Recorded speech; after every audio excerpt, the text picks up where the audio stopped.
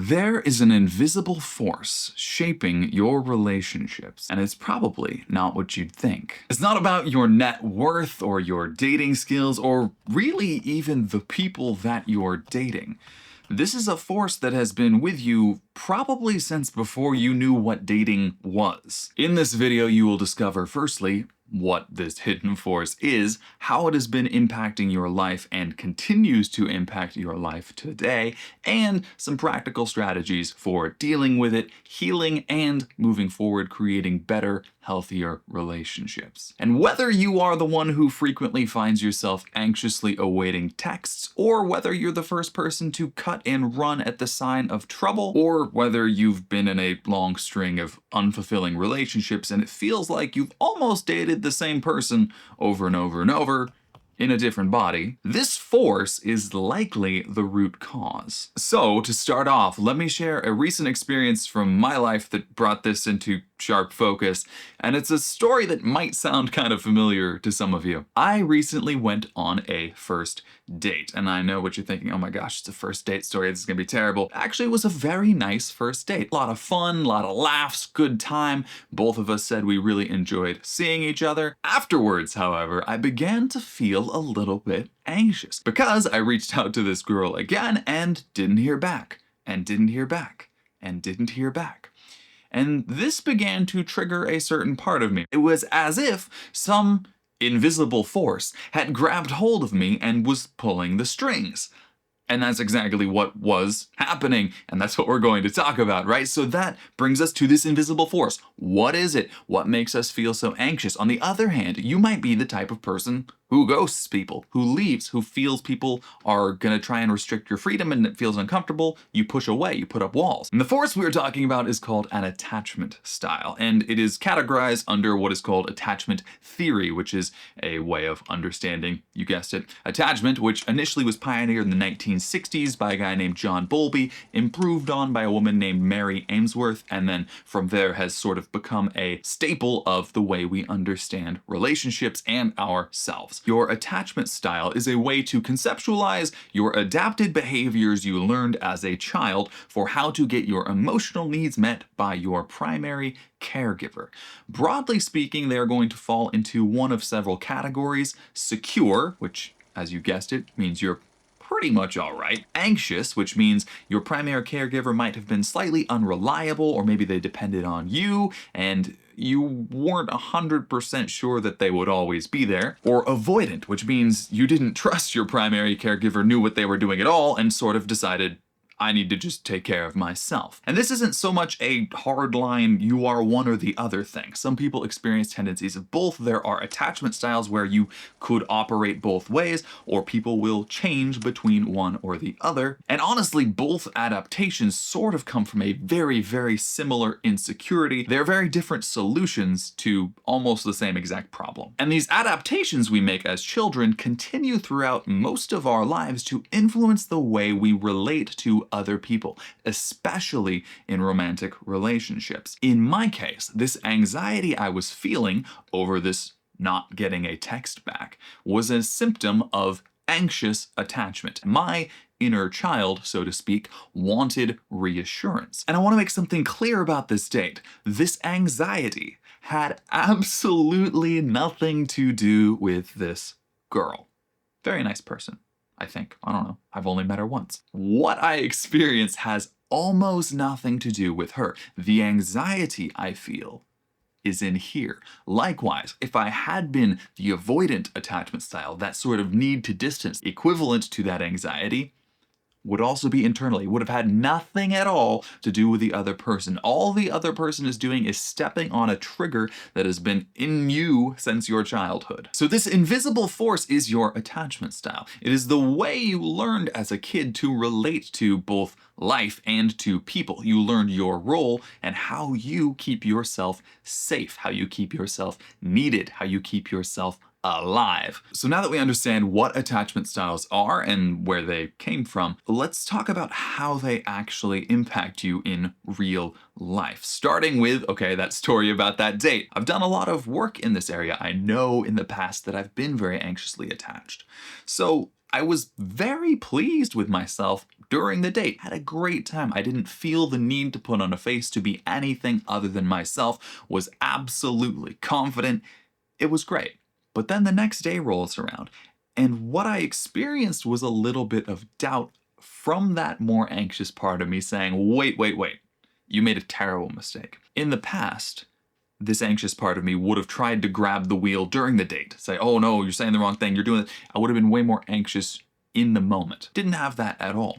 But the next day it comes in and second guesses. That was a mistake to open up. It was a mistake to be yourself. You pushed her away, you did something wrong. How could you? You ruined it. Oh my gosh, this is awful. Almost everything to do with these attachment styles has to do with your early childhood when you were learning how to relate to your primary caregiver, how to keep yourself safe, and how to get your needs met when you were like 1 to 4 years old. You don't have a lot of resources, so you are very dependent on other people in your environment, and you have to learn how to adapt, how to fit in, how to not die. And that is why you might have felt this as an adult. Something in a relationship happens and it feels almost like it's gonna kill you. Kind of crazy. Why would it feel that way? Why would I get so triggered? It's so consuming, it's so worrying, so anxiety inducing on one hand, or why does it feel so fearful? Why does it feel like they're trying to control me so much? Why do I just need to get out of this situation? Why do I feel the need to run so much? Either of these things could be based on a kernel of truth. There are situations where those might be appropriate responses. But broadly speaking, your attachment style will amplify the input by like a million. So if this anxiety or this fear or this inability to connect, the need to create distance, isn't actually about the other person, what is it about? Well, it's about us. It's about the part of us that is sort of operating on the assumption that life is almost the same as it was all of those years ago. And so when certain situations trigger those parts of us, we are sent back into a spiral where we act as if we are a scared little kid. These can impact not just our relationships, but our jobs, our relationships with almost anything, with money, with people, with the world, with ourselves. Any way in which we relate can be heavily influenced by this perception that we are an unsafe little kid who needs to react a certain way to stay safe. Often you are far, far, far, far more capable now than you were at that time. But it is very disempowering when that child seizes the wheel because it puts you in a situation where you are reacting to adult situations with the tools of a 4-year-old, which is not necessarily the place you want to be. It almost doesn't have anything to do with the person who's actually triggering you. It might feel as if this person, this other half of your relationship, is driving you insane. They're trying to control you, or they are pulling away too much. They're not attentive enough. Some of that could be true. We're speaking in broad strokes here. So there are situations, of course, where it's good to leave or it's good to question, like, are you in this relationship? But when it reaches the point of anxiety, of paranoia, of constantly thinking about it, of overwhelm, typically that is going to be correlated with an attachment style formed in childhood that is telling us we need to flee in situations where maybe we could actually handle it, or telling us we need to cling in situations where we don't and we are perfectly fine. So in my case, my experience of anxiety had almost nothing to do with reality, with present moment reality. I spent like 3.5 hours with this person. When this anxious part of me got triggered, really it had less to do with the date, less to do with the girl, less to do with everything. It has to do with, am I feeling okay? I need somebody to validate that I was right to do that. That insecure feeling, going back to childhood, when part of me maybe felt insecure and needed somebody to say, hey, it's okay. This part felt like it had been vulnerable, and now nothing. Silence. What did I do? Did I make a mistake? Did I do something wrong? Oh, no, it's not going to be okay. That's the anxiety. And this inner child part is likely either desperately wanting to be seen and held, or feels like people are dangerous and it needs to protect itself. Those impulses shape the way we see these relationships as an invisible force. We can't really relax so much into a relationship and allow ourselves to be seen because it's dangerous from the avoidant perspective. The anxious perspective, on the other hand, might actually want to change people because the anxious says, oh my gosh, this isn't safe, it's not quite right for me, but maybe if I can help this person enough, or I can fix them, or I can be there for them, then they'll see me. So if I can make everything perfect for them, they'll never leave. It'll be great. And the anxious person might feel the need for constant reassurance, constantly checking in, constantly checking their texts, constantly wanting you to text back. They want that reassurance that they're still okay, that somebody's going to be there. The avoidant, on the other hand, might find that actually incredibly annoying. This person never leaves me alone. They never let me have my space. Why do I need more space? Well, it's because that's what felt safe when I was a little kid. And people closing in on my space feels like a threat to my survival. The same threat to survival is what the other person feels when you don't respond. So now that we've uncovered some of what this invisible force is, how it works, and how it grabs a hold of you, let's talk about the most important thing. What are some things you can actually do about it? In the past, like 3 years ago, I went through an incredible anxious attachment spiral. I was so just overridden with anxious attachment. This time I knew, and I will say, while it was still a little bit challenging, it was a vastly different experience because now I saw it as an opportunity. The very first thing that makes a difference is awareness. Simply knowing that these attachment styles exist and being able to see where they are acting in your life. That might take a little bit of practice, a little bit of self-observation for you to see, oh yeah, that was this anxious part of me. That was this avoidant part of me. That wasn't me so much as it was this pattern I learned in my childhood that grabbed the steering wheel. And the second thing that's a little bit helpful in this situation comes from IFS, which is Interfamily Systems. It's a form of therapy that works with parts, which we've talked a little bit about in this video, the child part. I'm not going to dive too deeply into that, but there's a concept called tormentors, which are the mentors who occasionally torment you. And this date for me was an example of that.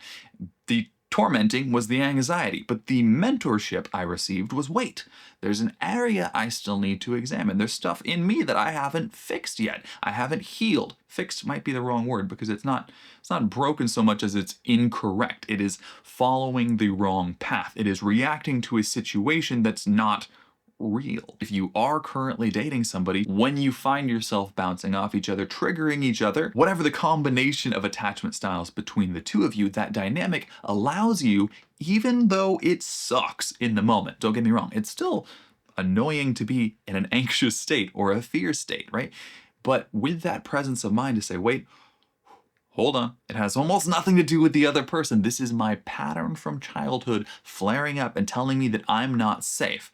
In that moment, take a second, take a breath, look around. Where are you? You are not a helpless little kid anymore. You might think of you are the type of person who ruins relationships, or you're the type of person who pushes everybody away. Why am I so broken? Why is this so awful? Oh, I hate myself. This is terrible. The key is to heal that part of you, to ask it what it needs, to have a dialogue even with yourself, to get comfortable with that insecurity just a little bit, to understand maybe where it came from, what experiences taught it that it had to be that way, why it feels that it needs to run, or why it feels that it needs to cling and people are going to leave it. Where does that fundamental abandonment fear come from? Where does that fear of being controlled come from? That is the behavior of a frightened little kid who really just wants to be safe and be loved. And it's going out of its mind with anxiety or stress or terror. In that moment, there is the opportunity to understand yourself a lot better, or if it's your partner, to understand them a lot better and what is triggering them. And instead of beating yourself up, instead of taking it personally, instead of thinking, oh my gosh, I'm a terrible person, I've ruined this is awful, to have a little bit of compassion for that part of you that feels like a stuck little kid who doesn't know what to do. And crucially, to reparent it a little bit now that you are older, now that you're an adult, to look at that part of yourself and say, hey, give it a hug. I got you. I know things might have sucked. I know it might have been bad, but tell you what, I will be that person for you. I will take care of you in that way that you need, that you couldn't get before. This might be a little bit challenging. This is something that could take ongoing work, because often these inner child parts of us are the parts that we ourselves have tried to distance ourselves from. We've created inner separation. They might not trust us. Enter with curiosity, with compassion. Don't go in with, I'm trying to change this, I'm trying to fix this. understand your inner child part. Understand that attachment style, where it came from, what happened that made you think this way or feel this way. And as part of that healing process, when that little child is freed up, think of what else they might want to do. How much more creative or free or expressive or playful might you feel if that child part felt free to be itself, to open up, to connect with people, instead of having to hide, instead of having to cling, if it trusted that it was okay to go play?